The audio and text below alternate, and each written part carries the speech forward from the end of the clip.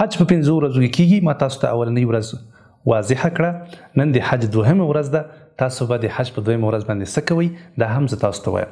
د حج په 2مه ورځ باندې تر ټولو مهم کار دا ده چې تاسو به ځئ عرفات. دلته مینا ده او دلته عرفات ده. صحیح شوه؟ تاسو به له مینا نه راځئ عرفات. عرفات دا د حج زړه ده. لکه څرنګه چې په انسان کې زړه مهم ده دغه رقم په حج کې عرفات مهم ده. عرفات دا په حج کې فرض ده. په عرفات باندې ودرېدل. د عرفات وخت څه وخت شروع کېږي؟ له ماسپښین نه وروسته تر ماښامه پورې. صحیح شوه؟ له ماسپښین نه وروسته تر ماښامه پورې دا د عرفات وخت. دلته به تاسو ځئ. هلته به تاسو څه کوئ؟ تر ټولو مهم کار چې تاسو یې هلته کوئ هغه دا ده چې تاسو به دعاګانې کوئ. دومره دعاګانې به کوئ، دومره دعاګانې به کوئ، دومره به ژاړئ، دومره فریاد به کوئ چې یقینا راشي چې الله جل جلاله موږ ته بښنه وکړه او موږ ته مغفرت وکړه. یعنی که څوک غواړي چې په الله باندې ځان وبخي، که چیرته څوک رښتیا غواړي چې الله ورته عفو او مغفرت وکړي، که چیرته څوک رښتیا غواړي چې الله ورنه راضي شي، که چیرته څوک رښتیا غواړي چې الله ورته جنت ورکړي، دغه ورځ ده د عرفات. په دغه ورځ کې به دا انسان کوشش کوي، له زړه له اخلاصه به کوشش کوي او الله ته به دومره فریاد کوي، دومره به ژاړي چې یقین راشي، چې مطمئن شي چې بس الله له ما نه راضي شو او زما حج قبول کړ. د عرفات ورځ عادي ورځ نه ده. دا هغه ورځ ده چې الله جل جلاله زموږ او ستاسو دین په دې ورځ باندې مکمل کړی ده. دا هغه ورځ ده چې الله جل جلاله په آسمانونو کې د فرښتو پر وړاندې باندې په دغه انسانانو باندې فخر کوي. الله جل جلاله ورته وایي وګورئ، تاسې وګورئ دا زما مخلوقاتو ته، زما انسانانو ته وګورئ، زما بندګانو ته. آیا دوی زه لیدلی یم؟ بیا هم راغلي دي او خړ پړ وړال دي. څه غواړي ده؟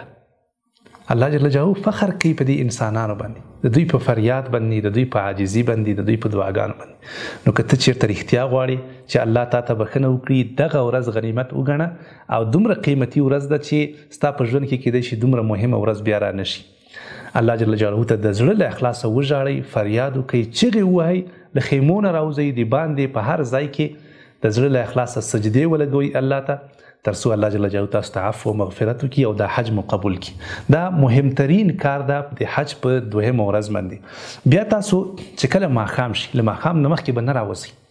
کله چې ماښام شو بس تاسو له عرفات نه را روانېږئ. چېرته راځئ؟ مزدلفې ته. ګورئ مینا دلته ده. له مینا نه تاسو روان شوئ، چېرته لاړئ؟ دلته عرفات ته راغلئ. صحیح شوه؟ بیا له عرفات نه راځئ تاسو مزدلفې ته. یعنی مزدلفه دا د عرفات او د مینا په منځ کې ده. صحیح شوه؟ دلته مینا شوه، دلته عرفات شو، مزدلفه دلته په منځ کې ده. تاسو به دا شپه په مزدلفه کې تېروئ.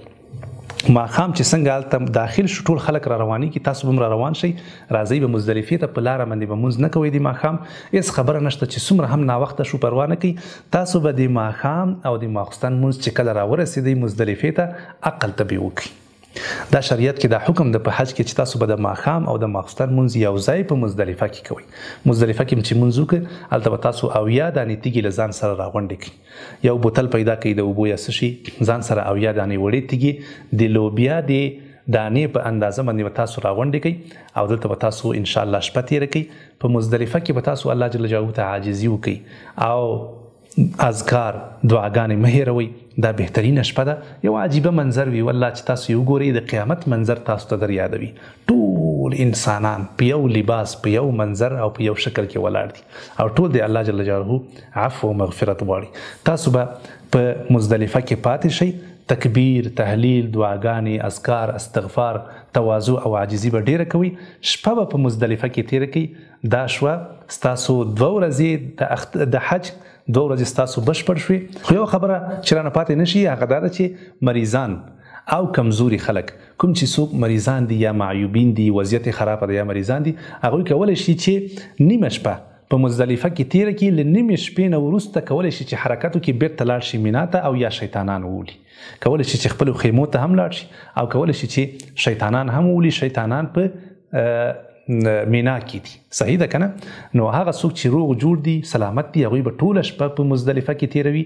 لیکن هغه څوک چې هغوی مریضان دي، کمزوري دي یا معیوبین دي، وضعیت خرابه ده، هغوی چې کله نیمه شپه تېره شوه له نیمې شپې نه وروسته کولی شي چې حرکت وکړي او لاړ شي او په مینا کې شیطانان وولي. 3مه ورځ باندې کوم کارونه کېږي انشاءالله هغه درته په را روانه ویډیو کې بیانوم.